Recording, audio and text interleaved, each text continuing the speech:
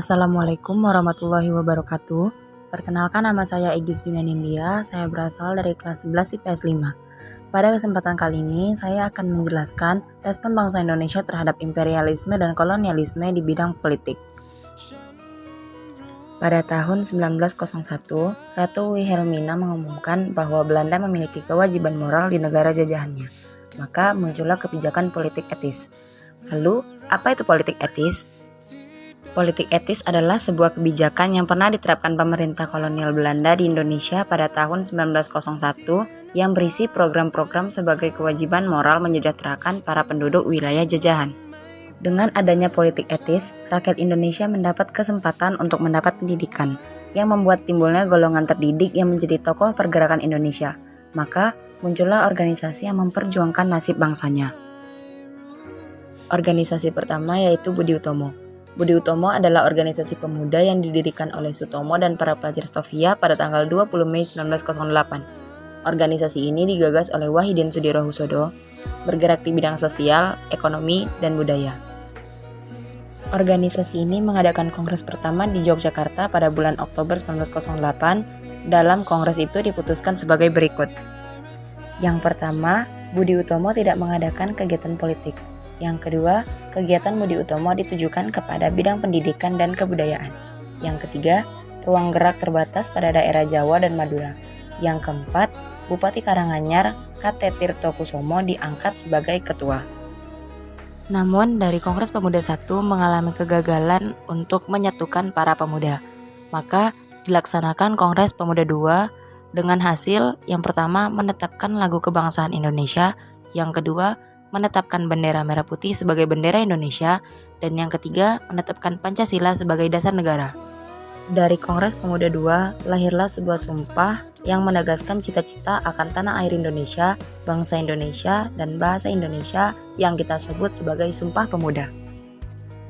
Yang kedua adalah Perhimpunan Indonesia atau Perhimpunan Hindia. Perhimpunan Hindia adalah organisasi pelajar dan mahasiswa Hindia di negeri Belanda yang berdiri pada tahun 1908. Perhimpunan Hindia ini berdiri atas prakarsa Sultan Kasajang Suripada dan R.M. Noto Suroto yang tujuan utamanya ialah mengadakan pesta dansa-dansa dan pidato-pidato. Lalu, unsur-unsur politik mulai tampak dengan diterbitkannya majalah Hindia Putra pada bulan Maret 1916.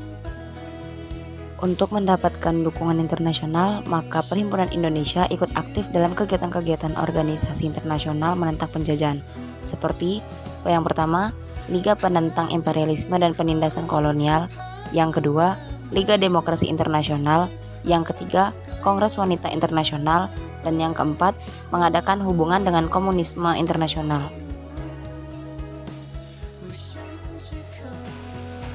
Organisasi yang ketiga adalah Sarekat Islam. Sarekat Islam didirikan pada tanggal 16 Oktober 1905 oleh Haji Saman Hudi.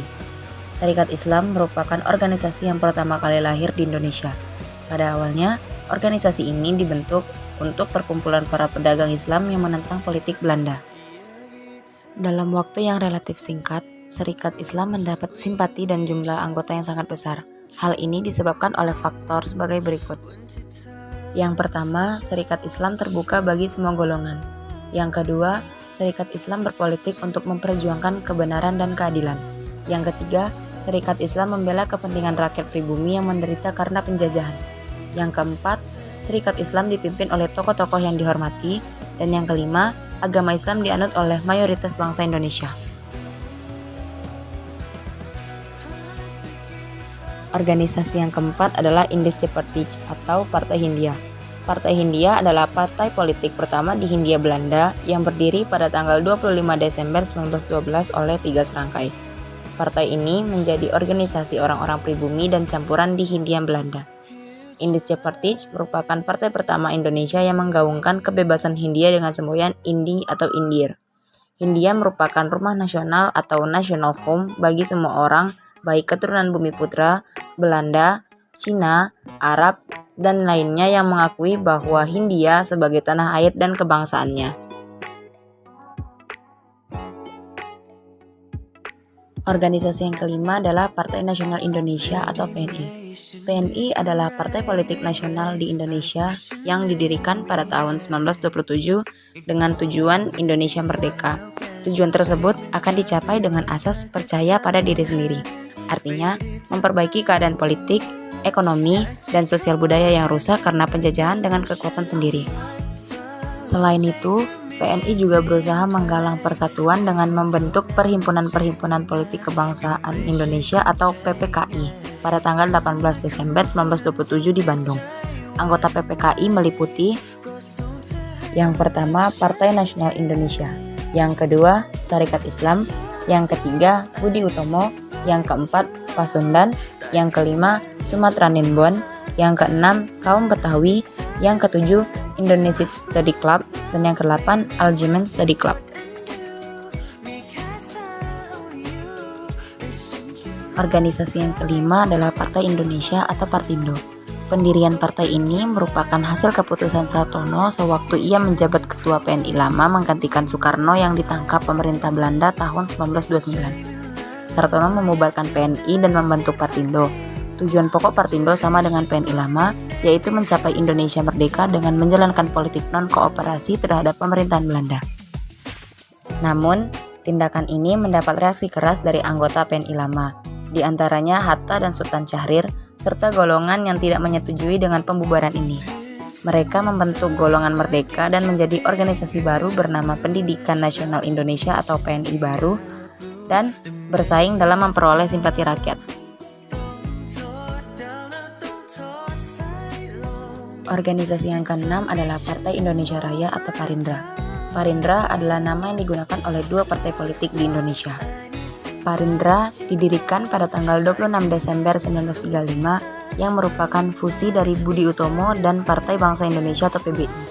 Dr. Sutomo dipilih sebagai ketua Parindra dan Surabaya sebagai pusatnya. PBI sendiri merupakan klub studi yang didirikan Dr. Sutomo pada tahun 1930 di Surabaya, Jawa Timur.